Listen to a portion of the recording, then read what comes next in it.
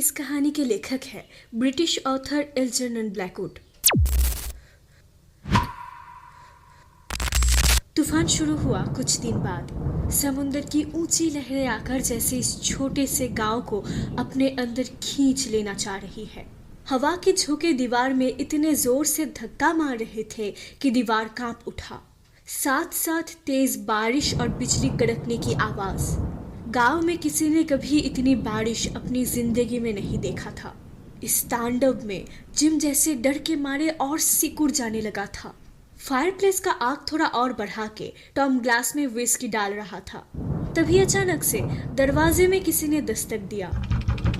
इतने तूफान में बाहर कोई कैसे रह सकता है? जिम में डर और ज्यादा नजर आया। वो नहीं चाहता था कि टॉम दरवाजा खोले, लेकिन टॉम उसे समझाते हुए दरवाजा खोल देता है। जॉन रॉसिटर और सैंडी मैक लेक के पास गए थे पंछी शिकार के लिए। काले बादल देखकर लौटने वाले थे, लेकिन आधे रास्ते में ये हाल हो गया। लौटने के वक्त ये फार्म हाउस सबसे पास था, इसीलिए तूफान रुकने तक वो लोग यहाँ रुकने आए हैं। बारिश में भीग के हाल बेहाल था उनका। टॉम उन दोनों को अंदर ले आया, नए कपड़े दिया उन्हें पहनने के लिए। फिर फायरप्लेस के सामने ही एक टेबल रख के सबको बैठा कर विस्की देने लगा। टॉम के अंदर डर था कहीं रॉसिटर ऐसा कुछ ना बोल दे जिसमें जिम और घबरा जाए, लेकिन उस तूफान में उन दोनों को निकाल भी नहीं दे सकता था। मजबूरन उन दोनों का सेवा करना ही पड़ा।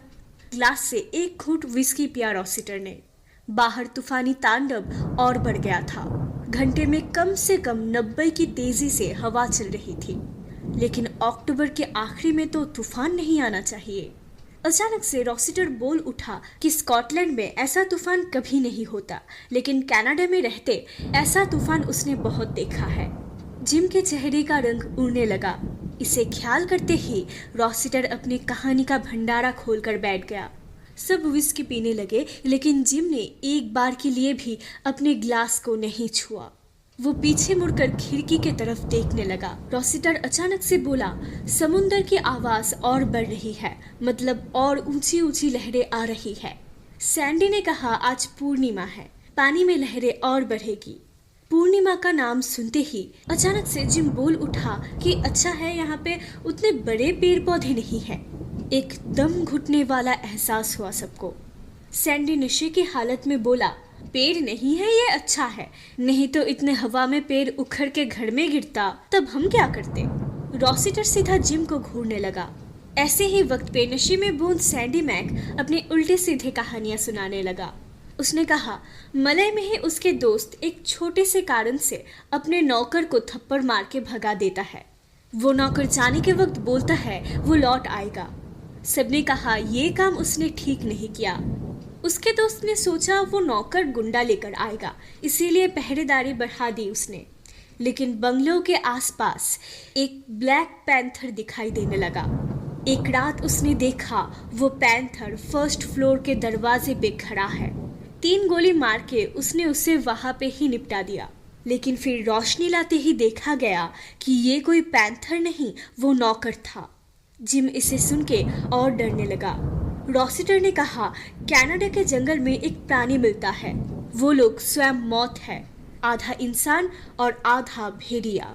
जंगल के बीचों बीच इंसान उनसे मिलते हैं, लेकिन उसके बाद क्या होता है वो किसी को नहीं पता। बरसात की रात में एक बार अगर भूत और तंत्र आ जाए तो उसे रोकना बहुत मुश्किल है। टॉम गुस्से से रॉसिटर को घूरने लगा। टॉम को देख के रॉसिटर को उसके मन की बात अच्छे से समझ आ गई। जानबूझकर ही उसने इस बार जिम को अपनी कहानी सुनाने को कहा। जिम का चेहरा फीका पड़ने लगा। यहाँ पे बाहर हवा और तेज बहने लगी। हवा के एक झोंके से पूरा घर थर थर कांप रहा था। हवा के एक घूर्णी उस फार्म हाउस को घेर के ही घूमने लगा। ऐसे ही वक्त पर तूफान का आवाज चीर कर एक और आवाज सुनाई दी, किसी के पैर की आवाज। बहुत सारे जानवर जैसे उस घर को घेर के घूमे जा रहे थे। चारों तरफ की दीवार में नाखून बैठा रहे थे। सैंडी नशे की हालत में डर के मारे उठ के खड़ा होने गया, लेकिन बेहोश होके गिर गया। बहुत पास से एक आवाज आया, एक भेड़िए की चीख। शायद उसका जवाब देके ही दूसरे तरफ से और एक भेड़िया चीख उठा। एक के बाद एक भेड़िया चिल्लाने लगा। जिम के हाथ से ग्लास गिर के टूट के बिखर गया। सीधा जाके खिड़की खोलने की कोशिश करने लगा वो। टॉम ने चिल्लाकर कहने लगा खिड़की ना खोलने को। बहुत पास एक बिजली गिरी, इतनी जोर से गिरी कि खिड़की का कांच टूट गया। उस टूटे खिड़की से हवा आके घर के अंदर सब तहस नहस करने लगा। रॉसिटर डरे सहमे आवाज लेकर चिल्लाया, कहा उन लोगों को आने दो, उन लोगों को रोकने पर सबके जान को खतरा होगा। अंधेरे में उन जीवों की संख्या और बढ़ने लगी। अंधेरे में जलने लगा उन लोगों की लाल आंखें। जिम डरते हुए कहा उसने कनाडा के जंगल में झुंड के सबसे बड़े भेड़िए को देखा था, मुंह में सफेद छाप। उन सबको यहाँ पे दिख पा रहे थे जिम। टॉम बंदूक लाने गया तो जिम ने उसे रोका, कहा अब और कोई फायदा नहीं।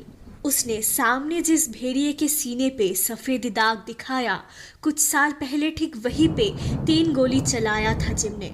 फिर झुंड के बाकी भेड़ियों को भी एक एक करके खत्म कर दिया था उसने, लेकिन उनमें से एक भी झुंड छोड़कर भागे नहीं, गोली खा के वहीं पे मर गए। जिम ने खुद को बचाने के लिए नहीं, शांत जंगल में थोड़ा हलचल मचाने के लिए उसने ये सब किया था, लेकिन उन सबको मार के कोई फायदा नहीं हुआ।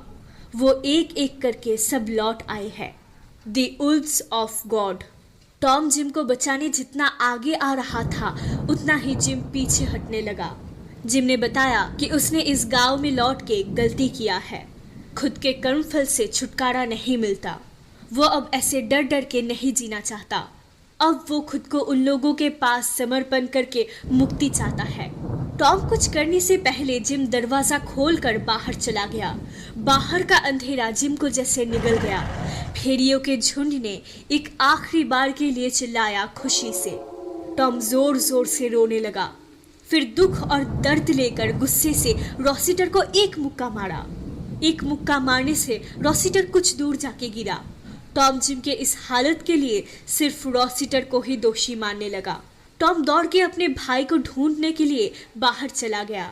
कुछ देर पहले घटी घटना से डरकर रॉसिटर तभी भी थर थर कांप रहा था। बाहर बिजली और हवा का तांडव अभी भी चल रहा था। सैंडी मैक पीछे से धीमे आवाज में रॉसिटर को पुकार रहा था। वो सैंडी ही है या कोई और कुछ सोचने से पहले चारों तरफ अंधेरा छा गया। उस तूफान की रात ठीक क्या हुआ था वो किसी को नहीं पता। उस रात जिम के गायब हो जाने के बाद टॉम बिल्कुल खामोश हो गया। रॉसिटर इसके बाद बिल्कुल पागल हो गया और सैंडी वो तो नशेड़ी था, इसीलिए कोई उनसे कुछ जान भी नहीं पाया। लेकिन जिम के लाश तक का भी एक टुकड़ा नहीं मिला। फिर कुछ दिन बाद वहां एक और बड़ा तूफान आया। वहां समुंदर की ऊंची लहर तट पर पड़ी मिट्टी के कुछ हिस्से खुद के साथ लेकर चला गया। वहां से निकल आया जिम का लाश।